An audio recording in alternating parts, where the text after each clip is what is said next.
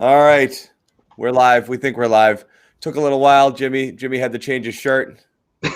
Which he had It's a new a day. whole second half to do this. It's a new day in Tampa. I know, Bay. you I had did so not have much to change time. my shirt. That is not why we're late, for the Yeah. record. The shirt's But been that's a on for a great while. excuse, though. Jimmy had to change. This shirt's Jimmy gonna be just on for ordered it. This shirt's going Jimmy's to be on for the next 2 weeks. The shirt's going to be on. I might have to buy You guys another had more. one made like an hour ago. Get out of here. And now our Tampa Bay Raptors are back as well. So congrats to them. They'll be the next to go to a championship. The Tampa sweep is the Tampa sweep is real. The Tampa trifecta is real. It's been boiling for a bit. Tell you what. They got a nice little baseball team too. Don't sleep on them. Oh, they were so close. They went to the World Series. That's right. It's not a bad time to be living in Tampa. No. They don't deserve it. That's just gross. They absolutely deserve it. Well, they got deserves it. They got a 2020 version of it, so I guess it evens out that way. That's so gross. That's state. All of it. They don't deserve anything. Imagine if things were before 2020, all those diehard fans, painted in Brady gear and all that stuff, it would have been a little obnoxious. Dude, 1,000%. I would have probably went to 3. I would just flow down for the weekend, go to a game, fly back. 100%. Why not? What the hell? For sure. One of my buddies was down there. He moved down for a couple of years for work, and he got season tickets. He was pumped prior to the year. Oh, he probably got locked in at the old price. Yep.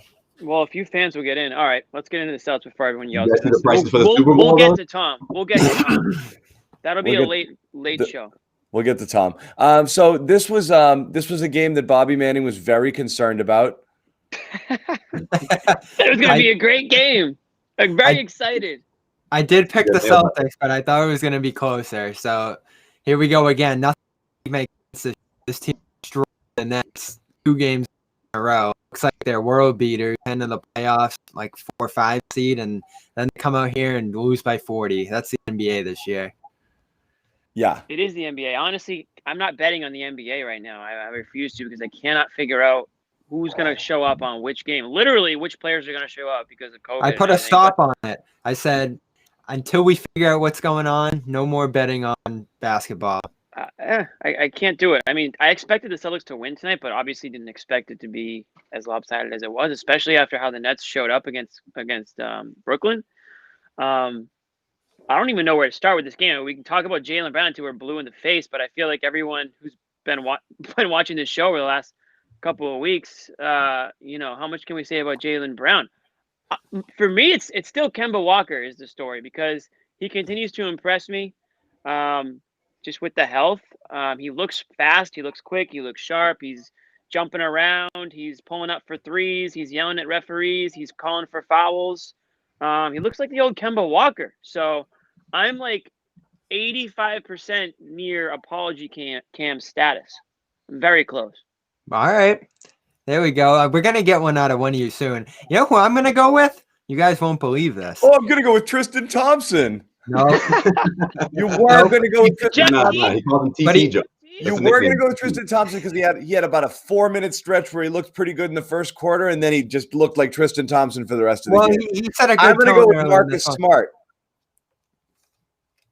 Fair. Why not? How about that? And let me tell you why. Wow. Let me tell you why I'm going with Marcus Smart as my thing for today. This is exactly the stat line you want to see from Marcus Smart every single game. And it was worrisome because in the first quarter, he went out and shot 5 times. Tristan Thompson had 4. I was like, why did these two guys have 9 of our 20 field goal attempts to start the game?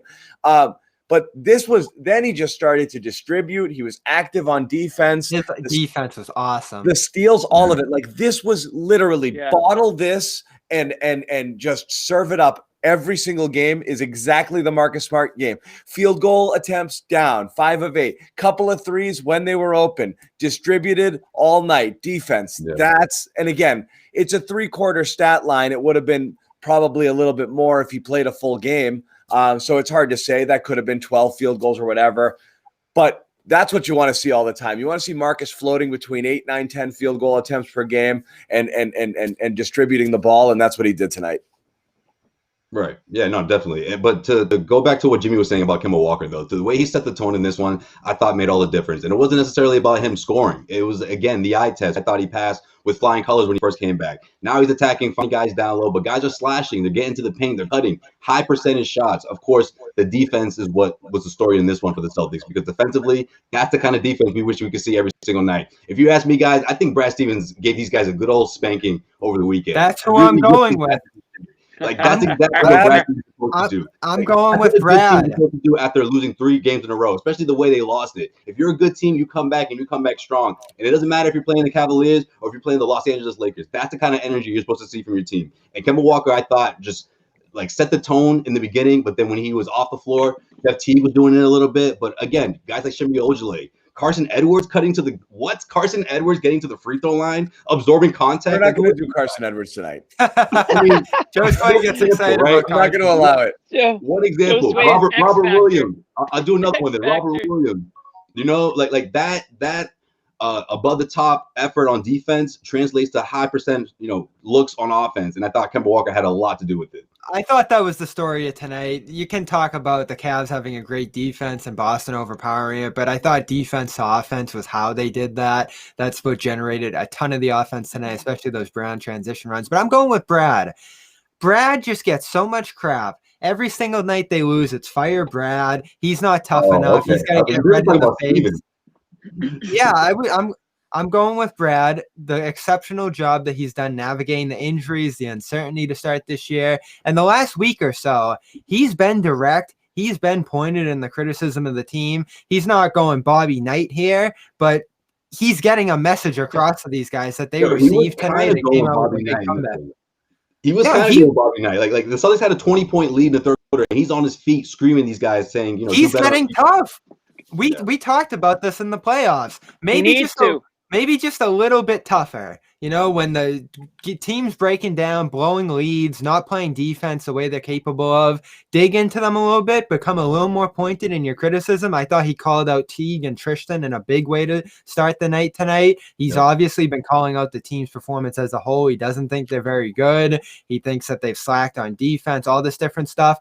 He's not going to be throwing chairs and screaming and calling guys out and ripping everybody every single night. But with his calm demeanor, if he does it his way on certain nights, you see a night like tonight, it gets received. Like, this was a team responding to their coach tonight. I'll give Brad my Tommy Award tonight simply for finally recognizing that Grant Williams shouldn't play anymore. Well, him too. That's good enough for me. I mean, he threw a little shade at him too. Even in the 30-point blowout. Even in the 30-point blowout. It's finally burying Grant into deep bench minutes. Okay. Yeah. I'm so sick of the Brad overreaction every night. You see how many commenters we have that are like, Brad's not the one who's going to deliver the championship here. That's not a Brad thing. Yeah. It's just the history of sports. The coach is always the first one to go, right? Mm-hmm. Fans are going to turn on the coach way before they turn on their favorite players, right? I mean, that's just how it goes. So, we hear it over here because we're following the Celtics and we're in Boston. But you go to any city short of San Antonio. What was that? Any team short of San Antonio, you're probably going to hear that. But yeah, you're right. It was good to get a little bit of Mad Brad, and we didn't really talk about it much last show. But remember, I led off the show, and unbeknownst to me, the show had started, and I was reading a quote of Brad saying how he was pretty disappointed in the way they showed up in some big situations in the fourth quarter there Friday night. So I'm sure he didn't get out of here. I'm sure he didn't just say. I think they mean Tuukka Rask, not Turk's rank, but I agree. The Tuukka Rask comparison is a very good one for Brad. Just unrational hatred every single time they lose. The meltdown on Friday was over the top with the Take two. Tux Rask. No, still try it again, Pierce. That's what I mean. Like that. That's the Tuukka stuff. Listen. That's always in the back pocket. Nope, still not right. Tuukka Rask is a great goalie, but the Tuukka Rask's biggest issue is that he showed up after Tim Thomas, who was an absolute gamer and put the entire team on his back in that Stanley Cup run. Thank you. There you go. And Tuukka Rask. 2 U's, but that's okay. It's kind of the opposite. Almost. 2 U's. Yeah, he still messed up. Tuukka Rask, the opposite, didn't even show up. I have nothing else to say about Tuukka Rask, but he's kind of the opposite of showing up literally last season, and he hasn't shown up in a lot of big games. Now, I'm not trying to say get rid of Tuukka Rask because they don't have anyone else that can play the position better than him. But you're right, it's a similar comparison, the irrational hate, but it's still comparing a coach to a player, so it's not apples to apples by any means. These are the comments on Friday on Brad's presser. Brad's the main problem of the team. Brad pisses me off so much at times. Show some urgency or passion or something. X's and O's will only get you so far. Like, this is the sentiment against him. And we're talking 8 years of success now, getting better year in and year out. Critiques? Right.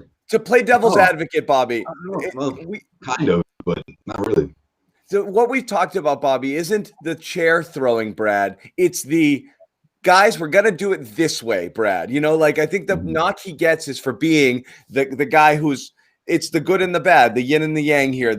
He's a trusting coach who wants you to go out there and make mistakes because you've said it, Bobby, a million times. He doesn't want to crush people's confidence by saying, I don't have you out there to shoot. But ultimately, when you see these late game meltdowns, shot selections late in the game, Jaylen Brown no longer getting the ball, Marcus Smart taking his shots late, you know, whatever it is, those things that fans see and they're like, why is this happening? You don't know who to point to other than the coach. And that's why he gets it, which is, Brad, are you telling these guys, like, when they go out there, you're supposed to do this and you're supposed to do that, or do they just get to do whatever the hell they want? And that's that's what drives people nuts. They don't know what's happening behind the scenes. So you would like to see a little bit more semblance of control, which is him saying the quick timeout, like, that's not what we're doing. You know, we're doing it this way. It's not the chair throwing. It's just a little bit more order and things kind of falling the way that you think that they're supposed to. I think that's fair. And he's responded to that to some degree this year. So that's the criticism. Help with that, he can't coach. It's that he's too trusting, and that's part of his philosophy is you're only going to grow as a player. It's a positive thing. You're only going to, but it works with a certain type of team and doesn't work all the times. You're only going to grow as a player if I let you just go out there and play and make mistakes and not be worried that you're going to get yanked every single time you take what I might consider to be a bad shot. He doesn't do that. And that might help the development of his players, but it also will drive you nuts when they're blowing 20-point leads late in the game and the wrong guys are taking the shots. Yeah, I think what makes it worse is for Celtics fans is when it happens in the third quarter. Like, what's going on at halftime that you come out with this completely different look or different energy that you had in the first half, which I think is the case the last couple of games, or at least before tonight.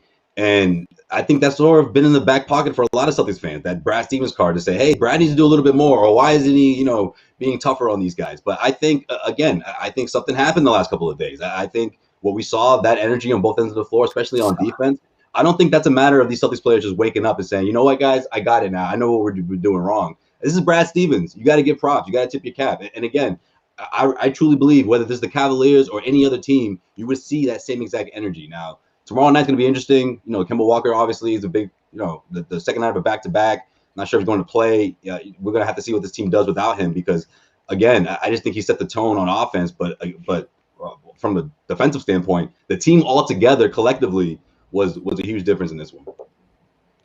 I'm not going to pretend to know what goes on in the Celtics locker room or off the court or in practice or anything, but just one thing we talked about last year in the playoffs is when the Celtics had a little bit of it looked like they were infighting a little bit. Remember how they had the team meeting and everything like that? And we were like, whoa, like what's going on in that locker room? And then you go back the year before, and obviously there was a rift between some of the players, Kyrie, Brown, whoever it was, whoever it might be. So we kind of said, Brad is by all accounts like a super nice guy, very, very smart basketball mind. But does he command the locker room? Do our players not scared of him, but are they falling in line, so to speak, when the coach walks in the doors, or are they kind of, they'll listen to him and they respect his basketball opinion, but does he have that sort of coach/leadership? And maybe that's something that maybe that's something that he's changed a little bit with his coaching, or the way he approaches coaching this year. Maybe the players are respecting that side of him a little bit more, and maybe that's something that after Friday night, maybe he put his foot down, right, or something like that, and said, listen, like, this isn't gonna fly, But this goes back to Smart. Yeah, but Jimmy, I agree real quick there, Jimmy. That's the tough part. it's really hard for anyone to criticize because we're not in the locker room. You're not in there, and I'm not knowing I'm literally throwing is stuff he against doing the it wall. and they're not listening. Right. Yeah, but you're not. What you don't know is, did he tell all of these guys, "Hey, Marcus, take it easy late in the game here, and try not to jack so many shots. Really look for Jaylen if you can. Make sure the offense runs through him." And Smart ignores it, or he's not doing it. We don't really know. But if he's ignoring it, is that Brad's fault that he's ignoring it? But we don't know. That's the problem. It's impossible to criticize. I know. It Right. is. Well, it's yeah. really And hard. I'm not criticizing him. I'm just trying to figure out what. That's why I'm always reluctant to, because you don't know behind the scenes what exactly is happening. Absolutely. If it's a change in philosophy, as we kind of think it, as Bobby, thinks like maybe Brad did kind of think, I do have to, I know what he did to start the year that spoke volumes to me was set out the roles after that preseason loss to Philly. Yeah. That the big practice, they hammered home that we're all not trying to push extra hard to replace Kemba in this first month. We're not going to try to do what he does. We're just going to do our roles to the best of our ability. And that spoke out to no one other than Smart. And I saw the way Smart played in that first month, more restrained, more off the ball, shooting when he's open, less drives. And I still think if you look at his total package to go back to your points about him to open the show, he's done a great job limiting the shots, taking good attempts, being a little more efficient in the looks that he gets, distributing the ball at a higher rate, and getting to the free throw line at a higher rate. He's still going to have nights where he exceeds what you would ideally want to see from him. But that goes back to my point a couple of shows ago about you want him to have the confidence, the freedom to exceed on nights where no one else is getting going. I believe it was the first Philly game that he went off and gave them a chance in. So you still want to have him sense when he needs to take that extra step to be more aggressive, and then have nights like tonight where he takes 8 shots and is way more restrained. Yeah, no, it's fair. I think my thing with Smart is I don't know where along the line we decided that he is the guy to carry the load when all things aren't going well. I'm saying he shouldn't be really at any point in time, based on the fact that as a high volume shooter, he's such a low percentage shooter that when he is taking a lot of shots, it's always bad for you. You're going to have that one outlier Marcus Smart game where he knocks down 7 or 8 threes and you're like, whoa, or he has a game like the other night where he's hitting these lefty scoop shots over 7-footers. That's just not tenable long term. But I do think he might have struggled a little bit trying to be a little bit more restrained early in the year. And maybe that was why his efficiency was suffering even more so, because maybe it is a different role for him to know that, I shouldn't be just kind of letting it fly whenever I feel like it. Yeah, but sometimes I think that you see times in the offense where he gets stagnant. And I think that's when you see Marcus do those Marcus Smart things.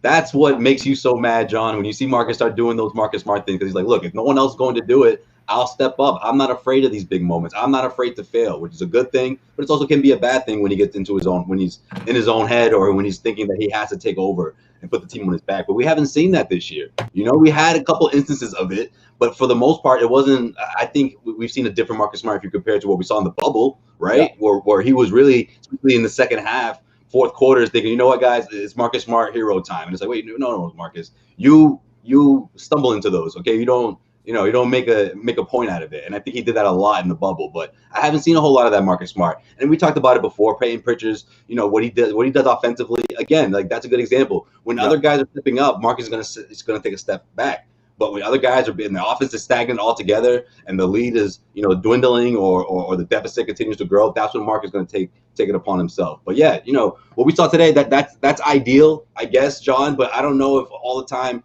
you want Marcus Smart to just settle, so to speak. I mean, obviously this game was a blowout, but who's to say that Marcus Smart put up 15, 16 a night and be efficient? Why not? I mean, realistically, it's probably not going to happen, but he has the talent to do so. Yeah, I think what you said is fair. He's one of the when nothing else is going and everyone else is kind of stuck in one of those ruts. He is one of the few guys who isn't afraid to do it, and oftentimes maybe that is why he ends up doing it. He's like, oh, F it, I'll just go. Yeah. Plus, he's the longest tenured Celtic. Like he has that responsibility, or at least he doesn't mind taking it upon himself. Yeah, I think when people get frustrated with Marcus Smart, it's when he's giving you something that you're not asking for. And he has the ability to do so many different things for you, but it's when he's doing something that you don't need or don't want. Like if he's having a bad shooting night, please, like, stop shooting it. Don't make it one of those Marcus Smart shooting nights. That's what Right. drives The John expression crazy. is shooters Like, shoot. Not everybody shoots, you know? Shooters have to keep shooting. You're valuable to the team in a lot of different ways. You don't have to shoot to be valuable. So please stop. Like, it's not your night. Like, like 9 assists, 5 steals. I mean, he had any rebounds tonight, which is weird. But again, he's a guy who can be physical. He can guard multiple positions. I thought this was his best game of the season. Smart. Yeah. Yeah, I agree. That's what I'm saying. That's why I opened with it. I know. Because I'm that insanely, I'm that critical of him on those games. I just don't want to see. I mean, we've been over it a ton. I don't want to see it late in games. I don't want to see his shots ever going above 12 field goal attempts in a game. And you want to see him distribute, and you want to see him active on D. He was horrible on D. He hasn't been great on defense this year either. That was another thing. Yeah. Well, that's the whole team. You have to earmark this video. So when John, people criticize you for always hating on Smart, you can say, nope, go back to the what's the date? January 25th, January 24th video. I talked about Smart for 10 minutes. I'm good for the rest of the season. Like, I'm good. I'm done. You know what else the people want to talk about? You got it all out. Brady. This guy. Somebody start. But I mean, he hit that first three. Was it the first three he hit? And I was like, let's go. Then he airballed. That was when there was still some doubt left in the game. I think they were up double digits, maybe 20 at least at that point. So that was nice. We have these flashes, so we have to use them. Yeah, absolutely. These are the games he's going to get in. Okay, I'm sorry, he's not going to be in these tight games right now. So the more blowout games you get one way or the other, the more Aaron Nesmith you're going to get, and the more shots he's going to put up. And listen, 3 for 5 from 3. I mean, you'll take that 100 times out of 100 times. I mean, anybody in the world would want to take 3 for 5 from 3. So, absolutely good to see. He's not far away in terms of getting playing minutes. The gap isn't ginormous between Semi, Green, and him when you think about it. And this goes back to our Romeo. That's what I'm our Romeo conversation. If he can put together 2-3 good weeks between practice and road games and stuff, and this is going to be a huge stretch from ahead, because when you think about a massive trip we're in now, you got a lot of time to shoot around in the morning. You're always around the team. You have walkthroughs, practices in between games possibly. You're just more connected with the team on a regular basis, that this could be a chance where he makes a little bit of a leap here, sure he can play, but it's going to have to come defensively. It's great he has a night like this and knocks down some shots. What Brad's looking for, what he's stressing right now, is a fifth defender, and that's why Semi and Green have had some semblance of trust to start this year. They're getting minutes every single game, because they know what they're going to get defensively from those guys. I love Semi's defense in that Philly series. Green's been awesome cutting the lanes and all that. So I didn't see a ton from Nesmith to say he's going to break that mold defensively, but there is a line here where if he knocks down shots at a high enough rate, he could get into that conversation and, you know, maybe carve out some things. So that's just my point, that he's not, it's not like he's in Maine right now and he's miles and miles away. He's just got to string together one game after. He would be at Maine. I'm sorry. I appreciate every Wire reference that's made. And it's not only in this quote with the man got to have a code, but it's the username of Fuzzy Dunlop, which is some deep, which is some deep Wire stuff right there. So I dig it. I got to rewatch that, man. I've been HBO. You know, I got HBO back. I got to rewatch The Wire. No, that's a good point, Bobby. Also, I think when he's shooting like this is really important for his confidence, right? Because that's what rookies want to go out there. I mean, let's face it. Yeah, if you make a big defensive stop, it's big. But, you know, for a rookie like this who, again, didn't have quite the rookie experience like every other rookie does because of COVID-19 and everything that happened in 2020, he's going to build – his confidence is going to grow exponentially when you score three-pointers in the NBA game. It doesn't matter who you're playing against. It doesn't matter if it's garbage time, whatever. So it goes a long way. And to Bobby's point, you know, being on the road, this road trip that the Celtics have, all that extra time being spent, whether, you know, guys need to take some time off or Brad wants to limit minutes for Kemba or whoever, I think Nesmith's going to make a good he's making a good example of himself because of what he does on the offensive end of the floor. But we all know the defense is going to keep him on the floor. But again, that offense is going to keep his confidence up. And I think we're going to see more of Nesmith. I think he's going to impress us at some point throughout that West Coast road trip. We've seen that before, too, with a younger player, one of those guys who just sort of just steps in there, one of those games where he's able to just everything connects, everything clicks. And who knows, maybe we'll see a 15-point Neesmith performance or something to that effect. Yeah. What about? I'm not All right, even- I'm not even answering that question. No, we're not doing Carson. We're not doing it. Fine. We're not doing it. It's too What soon. about Carson? No, it's too soon. He's got to do it again. I'll only ask it this because the last commenter made a fair point. Not a fair point, but a point. What do you say? When Pritchard's out, if you guys are tired of your Neesmith minutes, would you consider more Carson? Oh, that's the only reason we saw more Carson. 100% was because of Pritchard. But would you consider it over Teague minutes at this point? No, not yet. If Teague's point is instant offense and he's not giving you that and really not much else, would you consider Edwards in there? Because I think that's what Brad wants. Every game we've seen Carson come in a little earlier than you expect it. It's because it's like, let's see what I can get out of this. It's almost like, let's see if I can get him going.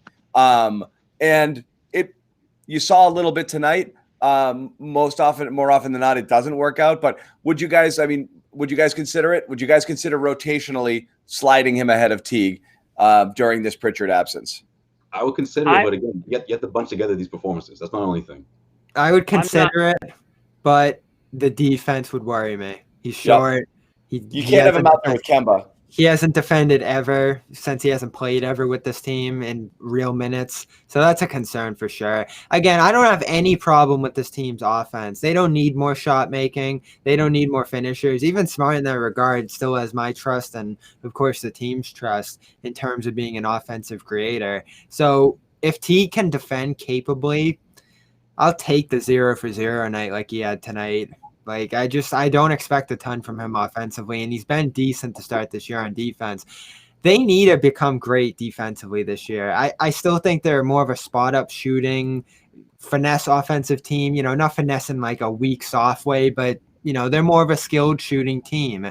And with that, you need to play some great defense because there's going to be nights where the shots aren't falling. We've seen that a few nights already this year, and they are so far away defensively that I don't think mixing in a Carson and a Neesmith and this kind of stuff is all that worth the upside. Like, we get frustrated with Green and Semi and when they're not scoring or they have those 2-point lines. But if they play capable defense all night, that's fine for keeping the bench minutes at least even. And so far this year, their bench minutes have been positive. I know. I'm just a little worried that the offense is still a bit of a smokescreen with the way that the season has gone and all offensive numbers being up across the league and team defense, people being in and out of lineups and then but they're above average. They're well above average. They're above average, and you assume if they regress, so too would everyone. But I am worried. It's just whatever you're seeing now, are you still getting that level of offensive, production in the playoffs or when teams are really getting after you defensively?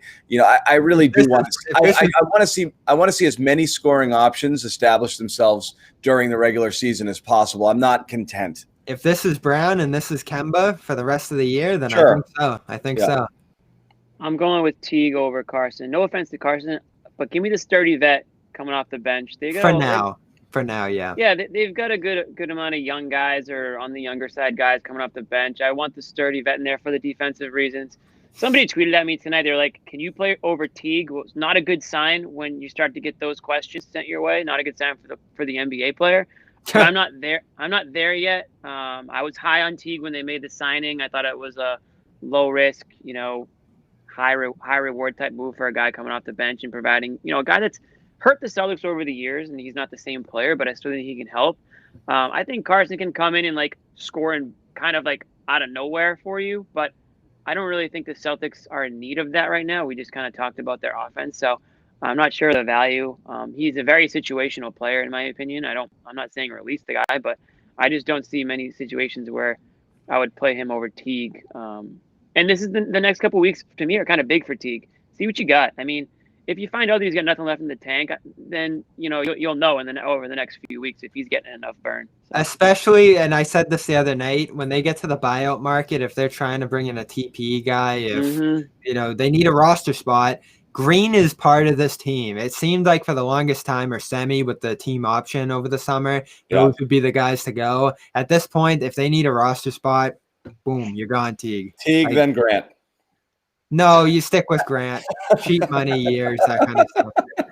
But yeah, wow, did he look bad tonight or what? Oh my God. He is lost. He is completely lost, and it's scary because you know, we didn't love him last year, but We've broken him. he was fine. Like he was a decent rotation player last year. And now and this is part of the silent shade that Brad's been throwing. Like they asked him about Grant in the starting lineup and whether they see anything there. And he's like, yeah, Tatum's going to start when he gets back. And they asked about Tristan Teague so far this year. And he said, you know, it's still early, but if at some point guys just keep playing better than them ahead of them, then, you know, they're not going to have minutes. Yes. Yeah, Grant Williams, he'll be all right. You know, I'm not piling on Grant. Even my bench, I'll be fine. Yeah, I have other options. Yeah. That's the thing. I think Grant is being asked to maybe do something that he's not ready to do. He needs to just be coming off the bench and like working his way into some sort of rotation. This is what I like about Brad too. There's some level of patience. Someone just dropped the Yabu comment. Yabu. It's the Yabu greater than Grant. He's a very common, very, very, very, very common. Yabu. He's not there. He's not that. He's not Yabu's dad. Yabu. 2020 is written in terms of Grant season. They use I forget exactly what pick it was. It was in the early 20s, I think. And he ended up being their backup center by the end of the year. And he wasn't great, but he filled the role. He played good defense last year. If he never does anything again for the rest of his career, that's a decent pick. You know, like there wasn't a high expectation for Grant. Who? They missed other guys, sure. Grant, like he's already better than Yabu. Yeah, just draft the other guys. Yeah, but dude, that would be a terrible, that's a nightmare situation to be in for the Celtics. I mean, it's not the end of the world, but it's like, no, but it was good for last year's team. Yeah, agreed. But how can you jump off a cliff like that in terms of your progression at this point? You know, it's your second season, and you know that the uniqueness of what last year was, I think would have been beneficial for someone like him to go into a deep playoff run his rookie year and be a part of a rotation. You just say if Grant never played again, it was a good pick. That's what I'm saying, right? Anyone else hear that? I was gonna pretend he didn't say it and then give him a mulligan. Should we do immediate? Hey, this might be the very first instant apology, Cam. John.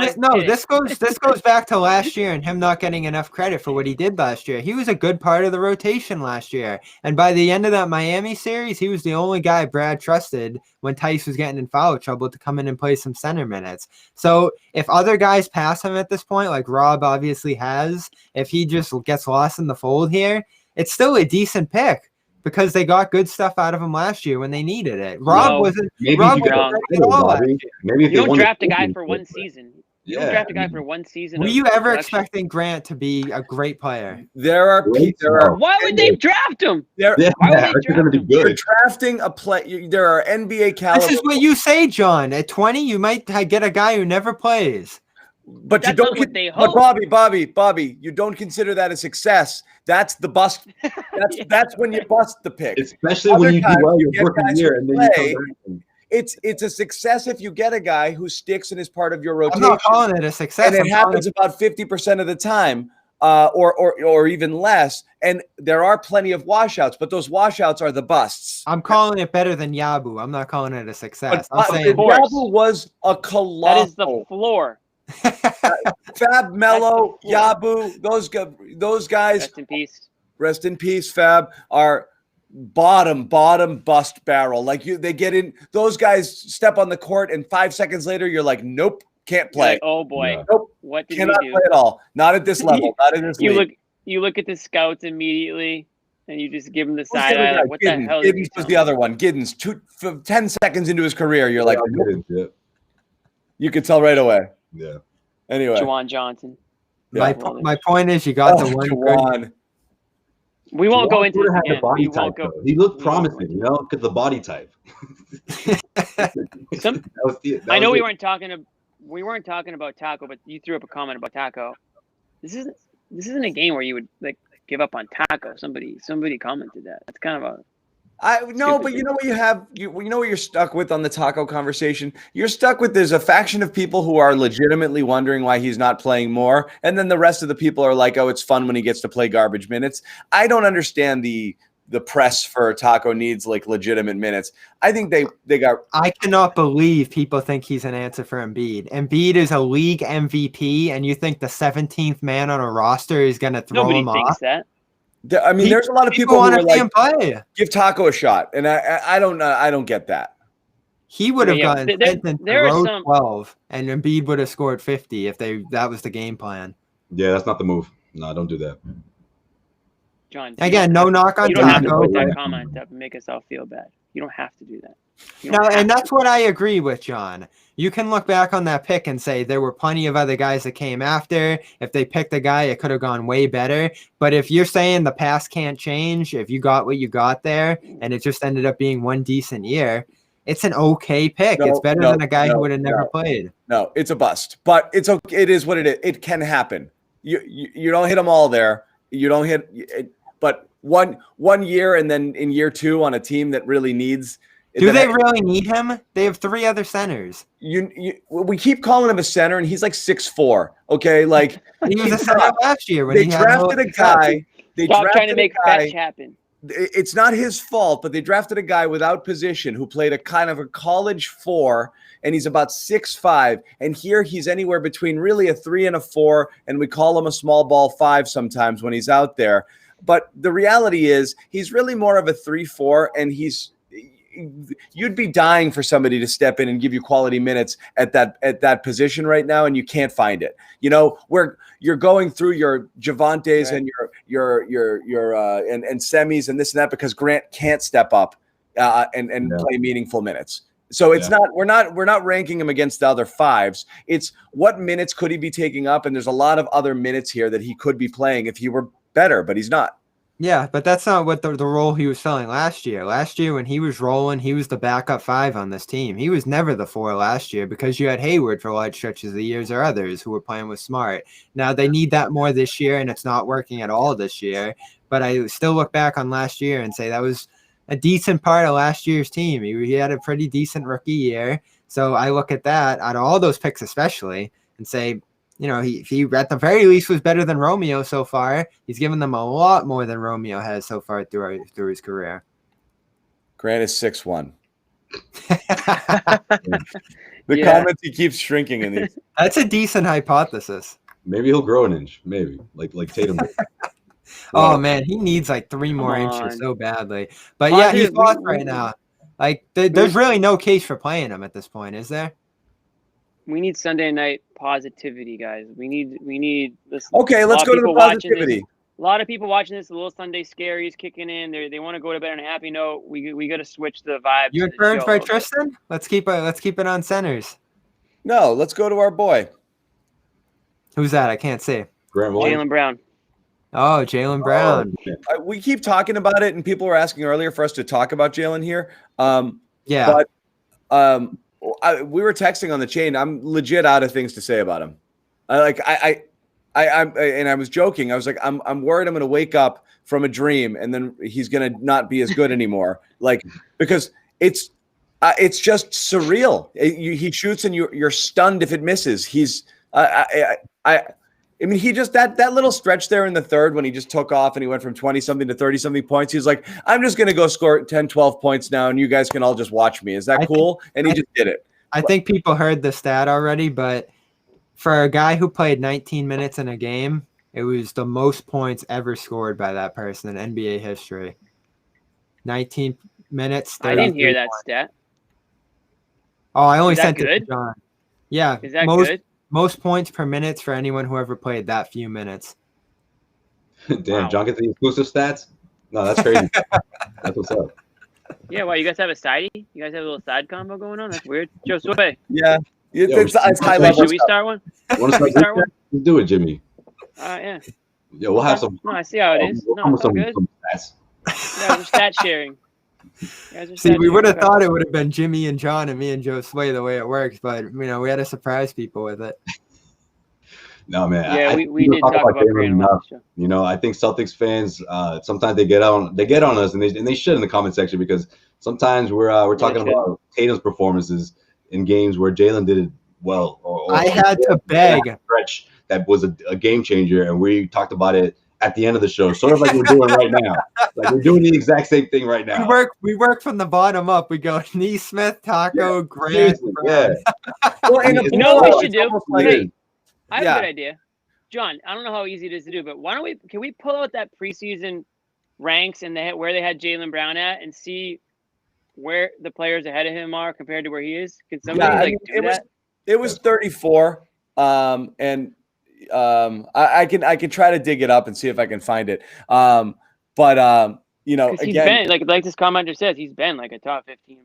Probably, we said it last time. I mean, this was my preseason key to the season. It was using that these dumb lists just as kind of launching points for a discussion of if it's a superstars league, if Jaylen and Jayson become legitimate top 10 or knocking on the door top 10 superstars, this team can contend for a title. If they're not, and they're in the 15 to 20, 25 to 30 overall player range, then they're also Rans. At this point, I mean, you'd be hard to argue that Jaylen Brown's not a top 10 player in the NBA at this moment. This season, I got the list.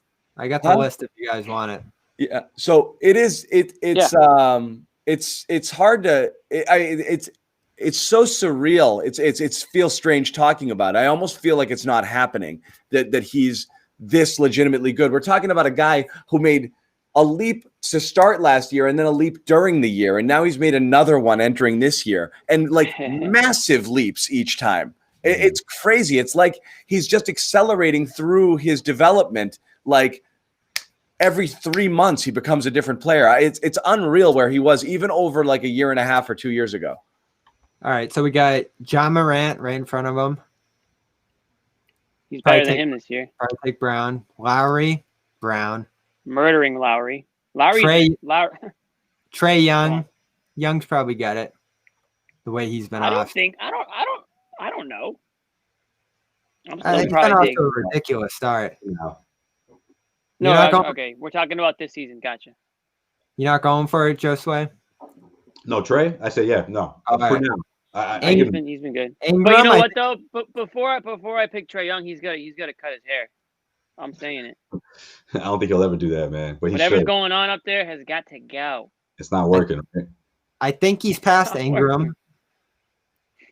Brown is way better than Trae Young. McCollum.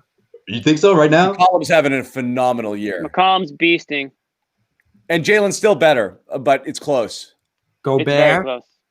Yeah, I'm not a Gobert, and Gobert's having a good John year hates too. Gobert. He's having a good year, but Jaylen for sure. These guys are all having good years, but I mean, he's showing he's on these guys' level at the least. And this list was also kind of a projection, as much as it is. It's the now and the future. So right, exactly. Kyrie. Yes. Because if Kyrie played, who knows? But Kyrie played the worst defense I ever seen last week. Siakam for sure. That's not even a question. Siakam might not even be in the list anymore. Jaylen Brown changed Siakam's life. He's ahead of Towns. Yep. Bradley Beal, probably not. Changed it or ended it? Jamal Murray, probably not. Yes, he is ahead of Jamal Murray. What do you mean probably not? Are you saying Jamal Murray's having a better year? Jamal Murray's not having a great year. Yeah, he's going the other way. He did Jamal just Murray's gone in the other direction. And so this is part of our conversation with Brown now too. It's great he's on flamethrower status to start this year, but a lot of your status is going to be determined by what you bring at the playoff level this year. And Murray did just bring the Nuggets to the West. Jamal Murray was nuts. We're talking about this season. But this season right now, Murray's down. All right, fair. I'm looking at the whole package still. Yeah, Murray's shooting is down. His 3-point shooting is down. No, they've been pretty bad. Yeah. Paul George has been better than Brown this year. Nope. Oh, you got to check on that. I know. I've been checking. He's playing great. I don't want my fantasy team. Trust me. That dude, I don't know, man. He is sometimes he's the guy that he. I'm figuring it out. Bobby hates Jaylen Brown. That's the one thing I'm learning on this is Bobby hates Jaylen Brown. I think he's on a lot of these. He's on George's level for sure. I don't think he's ahead of him. Zion, I think Brown's got him. He does right now. I think Zion was high on this list. He was. Yeah, he was. He was the debatable guy. Donovan Mitchell. Going to make the huge leap. Donovan Mitchell, probably not. I mean, he's been better than Mitchell. What does Mitchell do better than Brown? Mitchell. Do I have to pull up all these people's stats now? What is Donovan? That's what I mean. Is currently what does Donovan Mitchell do better than Brown? he's been putting that team on his back right now, John. And that's the thing. You know, right now you can make that case for They're the Jaylen. third best team in the Tatum league. is out. Because Tatum is out, but that's been the last 5 games, and record-wise, it hasn't been a success if you're looking at that angle, right? Jaylen was doing it with Jayson there as well. He's I know, I get that. But he's like he's sixth in the league in scoring, while and the most efficient. He's sixth in the league in scoring, in the most efficient offensive player in the NBA, and he plays defense. What he's honestly like, it's hard to argue he's out of the top 10 at this moment. It's hard to not put him there because Mitchell's been putting that team on his back for a while. At this moment, there are not. Yeah, Mitchell has been beasting. At this moment, there are not 10 players in the NBA playing better than Jaylen Brown. There are not. Hey, these are high standards too. It's not easy. There's not 10 players playing better than Jaylen right now. I'll tell you what, Shaq wouldn't try to punk Jaylen Brown like he tried to punk Donovan Mitchell. What was up with That that? was so ridiculous. That was gross. That was bad. That was weird. That was like headlines either way, whether they're bad or good headlines. Like that was I'll say this: the way I'm doing this, I think Brown's playoff track record and leading the team deep into the postseason has been better than Mitchell's. But I'm not factoring in the past. I'm looking at right at this moment. this season. All right, fine. Brown's. I'm just saying, through 15 games, are there 10 players playing better than Jaylen Brown? No. All right, that's the way I'm going to look at it now. Then That's how I'm looking at it. Simmons, yep, Better than Simmons. Yeah. Chris Paul, Better than Chris Paul.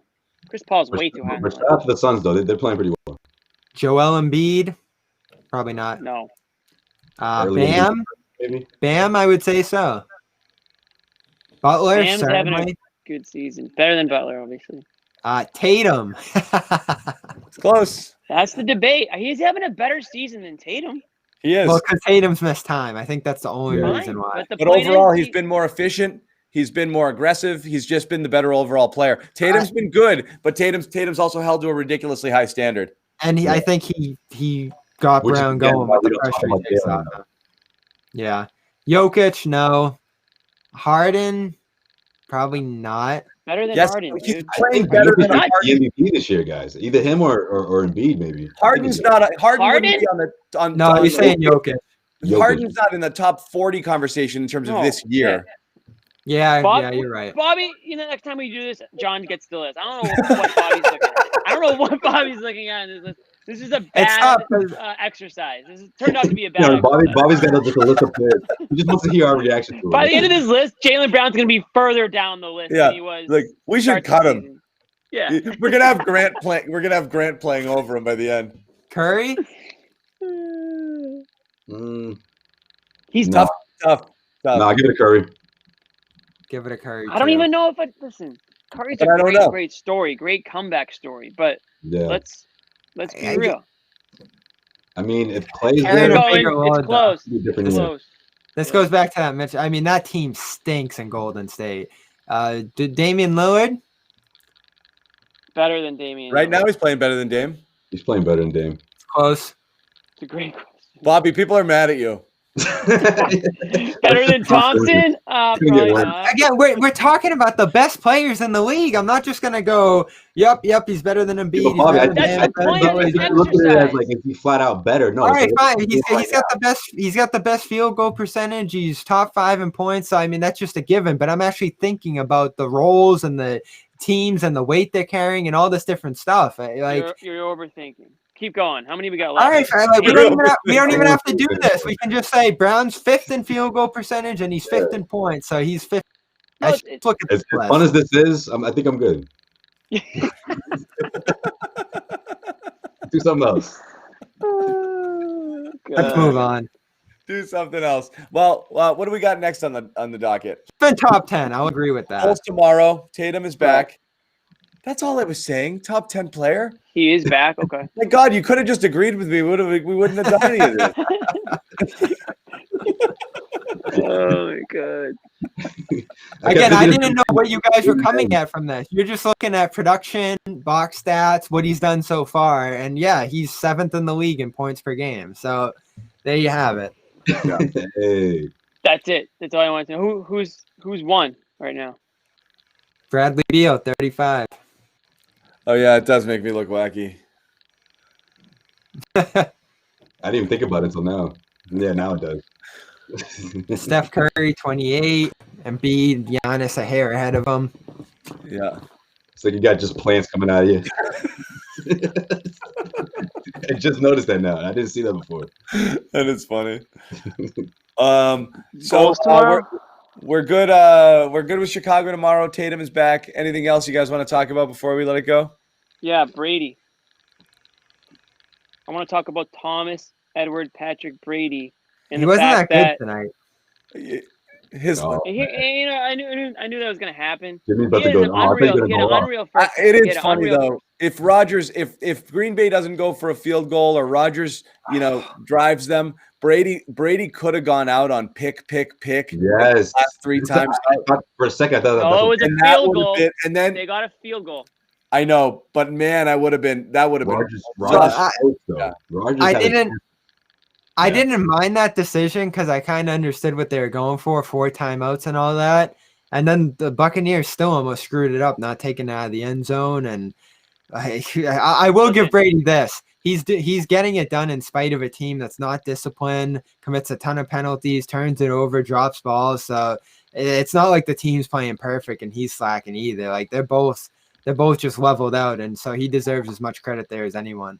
If Brady wins the Super Bowl, it might be his most impressive Super Bowl win out of them all. I agree. You can The path. consider the path fact this hard. is a brand new team to him. He had Yeah. no preseason, no offseason. Probably doesn't even know some of these guys' names that are on the roster still. And he takes a team so inept from top to bottom, like the organization of the Tampa Bay Buccaneers, and carries them to the Super Bowl.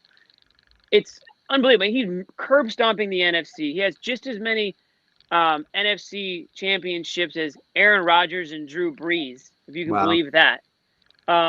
He's been to more Super Bowls. He's been to more Super Bowls in his 40s than those guys have in their lives combined. He's doing all this with zero. He has nothing to prove. He was the GOAT before this season. It's another feather in his cap. Everything he does just further cements him and makes it further and further impossible for any player to ever approach his success. Not even talking about football, all of sports. To me, I think he might be the best team athlete of all time. You want to get into individual athletes or whatnot. That we had that debate too. But let's do the Boston sports segment and say, what does this say about the Patriots? How about that? Tom Curran. I sent you guys the link. Tom Curran wrote an unbelievably spot on column. If you are watching this, go find Tommy Curran's Twitter account and go read the column. It completely nails the situation that the Patriots created with Tom Brady, allowing it to get to the point where he was forced, in my opinion, to walk away. It got to that point. People want to say Brady left the team. It's not that simple. Really, it's not. This was a long time coming. They had every chance to keep him. And they should have. People don't, yeah. Right. And now, yeah. I don't think there's any way you can look at it, all things considered, and say they shouldn't have kept them. They should have. And you know what? And Jimmy, Jimmy sent that link, and Curran's point is a good one. Everyone got their panties in a bunch, yesterday when it was announced that Detroit was going to trade Matt Stafford, and Curran used this in his column. And all of a sudden, every Patriots fan, after watching a year of not Tom Brady and the worst quarterback play in the NFL, for an entire season, was like, oh, yeah, trade the 15 pick and go get Stafford. Absolutely. And so, okay, so great. So what you want now, what you so desperately want to do is go pay Matt Stafford what you wouldn't pay Brady, even though, yes, he is 10 years younger, but you're going to go pay him to come here, and he's never won a friggin' playoff game. And that's what you want because you wouldn't get Brady to market. Just add a spot. Brady's basically begging to stay. This whole he wanted to leave and it was the weapons. Yeah, kind of, sort of. But I mean, at the same time, he would have rather had it work here than not, I think, is the general vibe. And they chose not to. And if you made it as a talent assessment, and this was my perspective, Jimmy, if I thought he was showing enough decline, even in the Super Bowl year, where they won, I wouldn't say in spite of him, but they won with him kind of playing at a non-Brady level, more with defense, a little bit of a running game. And then last year, he didn't look great. And again, a lot of it was the weapons. There's a lot of different things behind it. Right. I really did think he hadn't fallen off a cliff, but he'd gotten to the point where you could say, okay, move on. But you only could do that with a succession plan. It ended up being completely disastrously wrong. And right now, Patriots fans are there's going to be a lot of ire directed at Belichick. And when you just wing the succession plan, the price is always going to go up. You're not in a position of strength anymore in the acquisition game. Yeah. Everything, the prices go up in general anyway, but then you get desperate and make a move like this for Stafford or whoever else it's going to be. You trusted Brady. You knew he was going to be able to lead the system and make good decisions and work with guys, to some ability.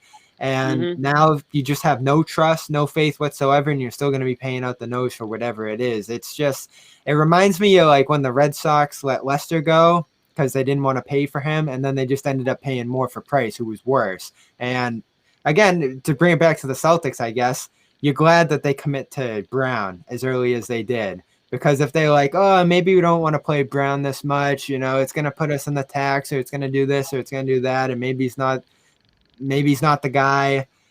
Well, say Brown ended up walking somehow, or they ended up in a position later where they need to get a wing. You're paying for a Harrison Barnes. You're paying for this. You're paying for that. And we're seeing that to some degree with Hayward too. Like now it's like, what's going to happen after Hayward? Well, and you're gonna get anything. You know me. I thought Hayward was worth the 30. I want to give a shout out to Josue's Burner, who was on the live stream last night when Evan and I were talking about the Stafford situation as well. Really? That's funny. Josue's Burner. What was Evan's take? Josue's Burner got all the hot takes. High Sportual. Yeah. He's got it all. What was Evan's take on Stafford? Yes. Roll the dice. Really? Roll the dice at 15. If you can, because if you're. What do you mean roll the dice? Trade it, or if you can get him with the 15 pick, it's worth it. It secures the position, and it's a fairly affordable quarterback contract. So you're doing that, and then you're also you understand that you're way more away than a quarterback. So you also have to make sure that you have the cap space, or I guess they'll still have $40-50 million. They'll have a lot of cap space, but not as much. Personally, I favor the Fitzpatrick draft a quarterback, and then spend the money on everything else versus Stafford. Or I favor the get the veteran, get the cheap veteran option, and then deal with quarterback in a year or so, and then just load up everywhere around him. I would consider that too, because if you do draft a quarterback, you want to bring him into a situation where he's got some people to throw to. And so I would load up. There's a ton of free agent receivers. I would load up. I'd go draft receiver, free agent receiver, and load up. Oh my God, draft receiver. Why can't they draft a quarterback? There may be a situation where one of those quarterbacks falls to you. I've seen a few. I've been looking at some mocks. I think at the end of the day, everyone you want, it will be gone before then. But again, we'll see what happens there. You can pick one later too. And I like Stafford in that sense because like the top guys in the draft aren't always the best guys in the draft. Again, I don't know anything about these guys, but like the ideology wise, I give a shit. You got Wilson, you got Dak, and you really don't have much in recent memory where you have quarterbacks going outside the first round that have developed into franchise level quarterbacks. Those days are kind of gone at this point. People go get them, and they go get them early. That's why there were some drafts, 5, 6, 7, 8 years ago where you'd see the second quarterback going in the 20s or something, or a little bit later. Now it's 5 guys are gone in the first 10 picks almost every time, 10, 12 picks, because you just got to. If there's a guy, there's no price too high for your quarterback.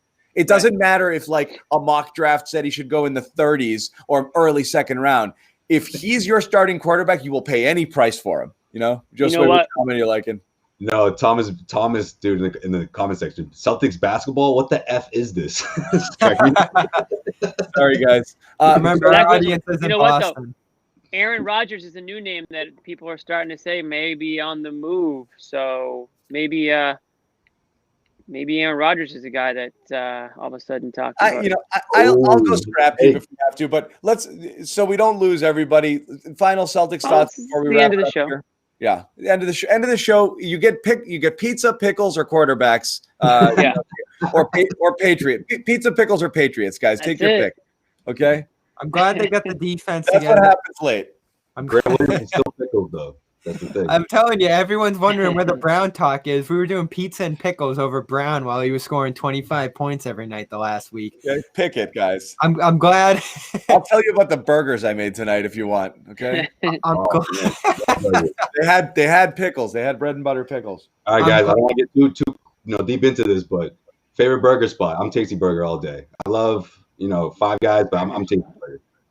I don't eat burgers anymore, really. Jimmy, Um, go-to burger spot. dude, I don't. He's like I don't eat McDonald's.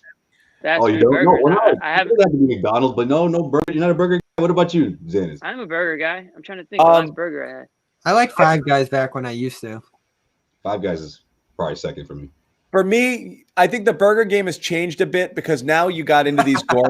No, because you get into these gourmet grinds, Right. and so like you get a burger at like Craigie Street now, and granted it's like $26, but it has like Allegedly the bone best marrow burger in in it. Boston. Allegedly the best burger in Boston, though. Right, it's ridiculous. And so like these high-end gourmet burgers just makes it impossible. So if you're gonna talk about just walking into a place that's slinging patties on a grill, of those fast, sloppy places, I'm always Shake Shack over Five This Guys. is so well thought out. Shake Shack, okay. Right.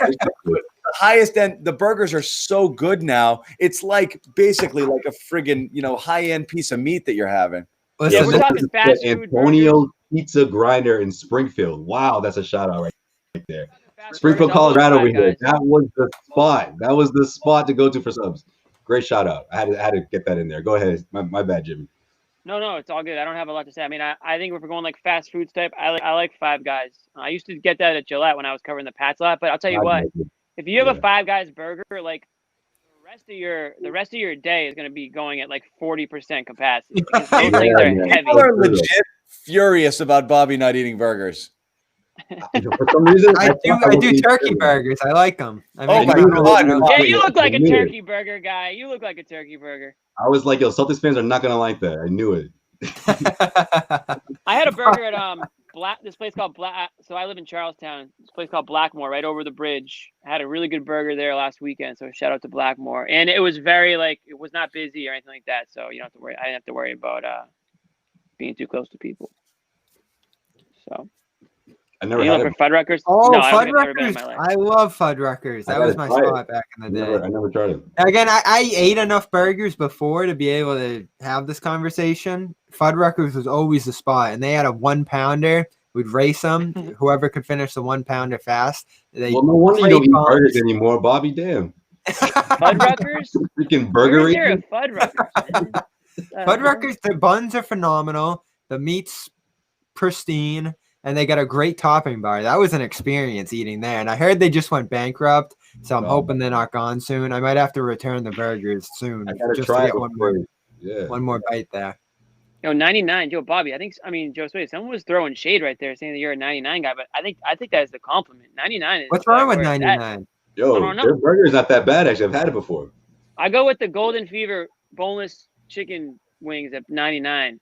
That's the Oh kind of my place. God, dude. That's the kind of place for everything solid. You can get pretty much anything on the menu. It's just going to be solid. You know what you're getting every time. What's Yeah, crazy to me is if you don't live in New England, you don't know what the 99 is. So I think No, that's just what like some people Cappuccinos. know Honest, 99. bro. Most of it is you're there for the drink deals, Like with the food, it's just sort of like an appetizer. You're not there That's for true. yeah. You're not there to have like a huge nice dinner that you've been thinking about all At day. 99? Yeah, Bro, I they mean, got you some got legit 99. entrees. They got some legit entrees. You get the haddock. Yeah, they're good, You but can you're not actually. like craving it. You go in there, you just What's wrong with turkey? Do you guys like turkey burgers? Is that I like, crazy? I like turkey burgers. I like Yeah, turkey right. burgers. I'll do with like Good. avocado or This is something. what you get at 99. I have a good recipe. I'm gonna start a food show here on CLNS. We'll do some cooking. I'll bring Cougars. my yo. I'll bring my palate. So Bobby. Let's do it. what inspired me about the burgers? Tell me. Fine, I we'll was do a live watching show at that, 99. Fine. I was watching one of the Favreau shows, the chef show on Netflix, and they did burgers. And the style that they did them, I was like, I have to eat that tomorrow, so I did it. It was one of these like kind of LA burger joint sort of places.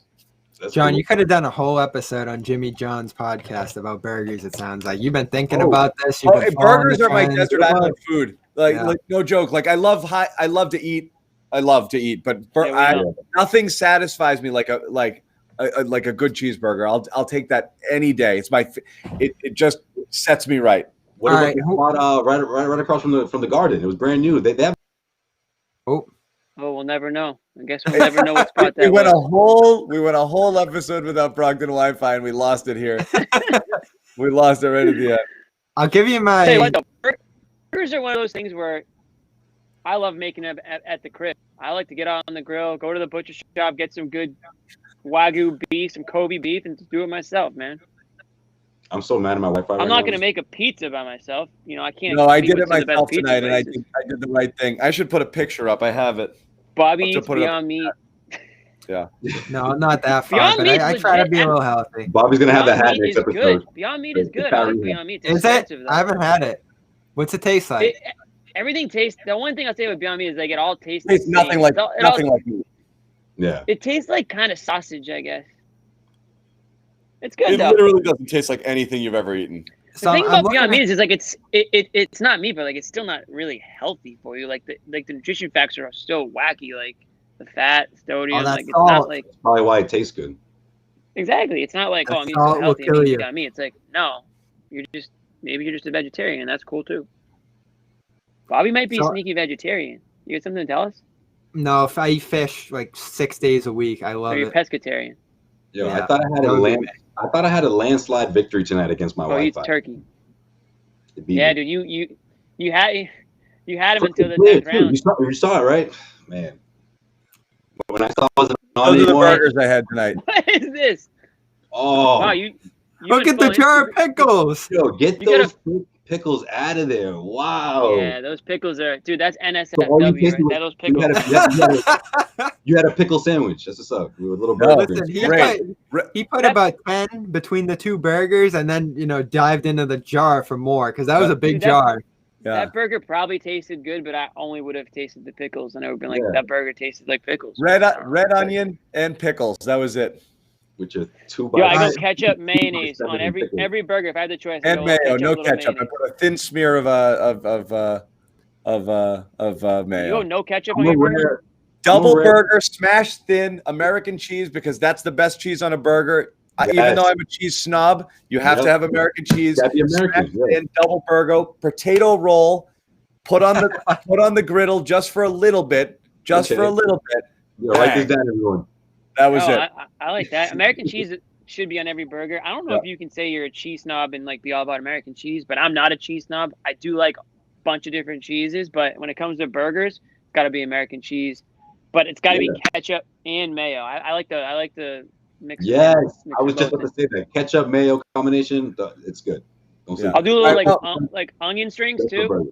Yeah. I'm not into onions, but I'll do like the onion strings if they're available. Like the fried. Like amazingly, we haven't lost that many people, but we are 100. We are upsetting the people who are now getting hungry. Wrap it up. So the schedule ahead is tough. Bowls tomorrow. Yo, we're gonna do. Yeah, we're going to be on in like 22 hours from now. So yeah, I'm drinking a beer tomorrow. Not everybody. No, Jimmy. Bobby and I are going to brave it. We are going to tell you guys we are pushing through the West Coast trip. We're still bringing you these shows. It might not be the whole cast. It might just be me and Bobby because we don't sleep. But that's fine. Maybe we grab Nick. We might grab some West Coast guests too. So we'll figure it out. But we are going to keep it late night Nick. Imagine. Oh Lord, I'm worried about that.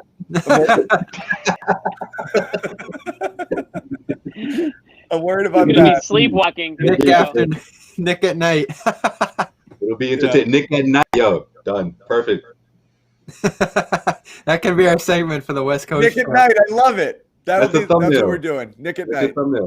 Bulls at 9. Spurs at 8:30, Lakers at 8:30, Warriors at 10, Kings at 10, Clippers at 10, and then afternoon game against the Suns and a 10 against the Jazz. And the Celtics aren't home.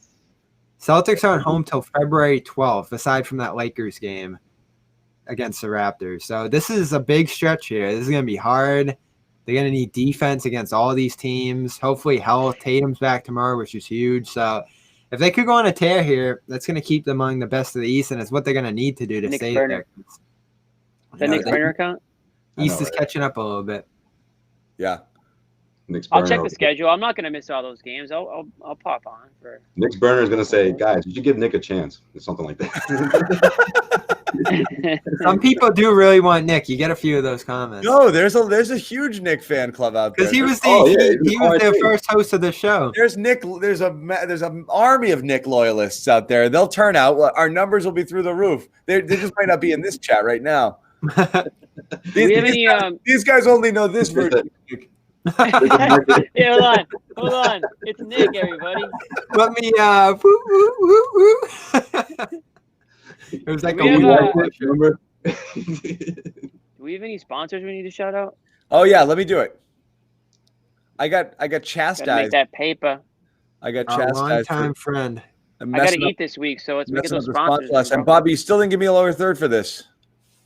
I'm slacking. It's the weekend. Oh yeah, called out. It's gonna be your last show, bud. We'll get to them next time. It is Manscaped Press Pass 20. You know what Manscaped does for you. You get the full grooming kit for the new year. Press Pass 20 is the code. Go there, you get 20% off the price of whatever you order plus your delivery. Press Pass 20. I gotta give Manscaped credit. I was watching the fight last night, McGregor and Poirier. They squeezed in a read right between the opening bell. They were like, "Let's get ready to rumble" or whatever they say, and then Manscaped, and then the fight was off. It was great. Yeah, I was gonna say, Bob, I don't know where you're going with this, man, but save it. I was like watching the fight. The other night, They squeezed in a read like seconds before the fight. It was unbelievable. Like the guy in the ring. McGregor got smoked. Yeah, that was gross. So I hear. I didn't pay for it. I watched it. Yeah, I didn't watch it. I didn't illegally stream it either because I'm not. Too bad for Ireland. I gotta go all things Ireland. So I always back him. I love Ireland. Yeah. Well, he got walloped. Well, it was just those leg kicks. Walk for weeks. Those leg kicks killed him. Yeah. He's probably done. Too bad. Yeah. He was done. He didn't really want to do this fight anyway. He wants the third. Yeah. Yeah, I was gonna say I don't know if I thought he said he wanted the third one. The winner said that. Poirier, he wants a third one. I know why now. Because he can get paid. So, all right, we're back tomorrow. It's a late one. No Jimmy, but we will have other people here. We thank you guys again for joining us. Here in spirit. As always fun. The lovers and the haters. We appreciate you all. Feel free to subscribe if you haven't already to our YouTube channels. Tell your friends about it. We're going to be doing these shows the entire season through the West Coast trip, regular season into the playoffs forever. Subscribe. You get notified every single time we go live. We'll do that after games during breaking news situations. Of course, follow us on CLNSmedia.com. Bobby Manning, CLNS Media and Celtics blog, Jimmy Toscano, Josue Pavone, Heavy D. Josue, did you write something recently? I did, and thank you for people or one person who shot me out on that one. I did. He said he saw you on heavy.com. What was your most recent column? It was about, the Pritchard injury, but before that, it was about what Gordon Hayward had to say in a recent interview with The Athletic. The nerve, right? Yeah, I don't know if necessarily if it was shade. I think it was just facts. And for guys who don't know what I'm talking about, definitely go check that out. What he had to say about his experience in Boston, which obviously was the most trying years of his career. I think that goes without being said, but you guys should go check out the article. See what else he had to say about it. 39 points in the game-winning shot tonight for Gordon Hayward. 39 and 9. Right? There you go. We love Keith, by the way, Julian. So that is a problem. That is a possibility. We've had him on before. Yeah, I've been saying let's get Keith back on here. Oh, there it is. Yeah, TL Production. Appreciate you. He might replace me, and I might never even. Yeah, no, Keith. When we were doing those preseason or before the pre-bubble segments a lot with Keith, those are fun, man. We definitely need to get Keith. Keith's awesome. Yeah, no, Keith's great. I mean, his knowledge obviously is through the roof. He might be one of the most underrated, least utilized, most talented basketball writers in the country. He created the bubble, man. Think about that. He willed the bubble into existence. But LeBron has to thank him in his Hall of Fame speech. Yeah. For real, seriously, that's huge. That's in the that's going to be in an NBA encyclopedia. And he's so humble, through it all. Yeah, no, we're gonna have other people on for sure. We keep talking about it, but none of these guys will leave, so we can't open up any spots. Okay, we Don't We say like this rotation. We like this rotation, but we will fill it with some other people as well for sure throughout the year. But the Hayward thing is interesting. I wanted to talk about it. Maybe we'll get into it tomorrow after the game. But that was interesting. I don't know whether it was shade at the medical staff, but I mean, the fact that I think it was. The fact that he didn't get treated right, that's got to hurt. And if you're a player, there may be nothing more important than knowing that like the team who's supposed to be looking out for you is doing a good job. And he was so frustrated last year. You remember the first interview when they shut him down? He's like, I don't freaking know, man. He's like, it hurts. It hurts all the time. What am I supposed to say? Like, it was like, he knew he wasn't right at any point. It bothered him all year. So, the numbness, all that stuff. But to be fair, there were a lot of people in this fan base who wanted to get rid of him, said he was done. But when he was out there, he killed it, and he's still killing it now. Whenever he is out there for the Hornets, he's showing he's an all-star leader of a team, maybe even a leader of a playoff team, the way they've been playing, and they've been a blast to watch. So he made the right decision, it looks like, going there. Yeah. He said something about Indiana, too, didn't he, Josue? It wasn't as big of a deal as people were making. No, he listed Indiana and New York as two other teams that had interest. And he also said, look, Boston was right up there. It wasn't easy. That's the part that Celtics fans hate to hear, but that's what I think is sincere in a way. Obviously, we know about him not being a featured player, Jaylen Brown, Tatum. That all has a big part to do with it. He didn't say that, but we know the vibes. So to put Boston up there along with New York, Indiana, and of course Charlotte, it wasn't easy for him, but he ultimately obviously chose Charlotte. So the Celtics missed Brian Dew, confirmed. Brian Dew, a legend. That road. Legend. All right. We will wrap it up again for everybody. Thank you. We are back tomorrow. And someone just put the reminder in here. You can always subscribe to the Garden Report podcast where you can listen to it. If you came in late and you wanted a little post-game analysis that didn't revolve around burgers, pickles, or Tom Brady, that's the early part of the show. You can pick it up and listen to the audio version of that. It's also going to be live on our YouTube channel. You can watch a repeat. If you jumped in here late, you can watch start to finish. We'll have some more post-game videos coming out later on tonight, including post-game press conferences. The Celtics are wrapping up right now. So again, for Jimmy, Josue, and Bobby, I am John. We will see you guys tomorrow night.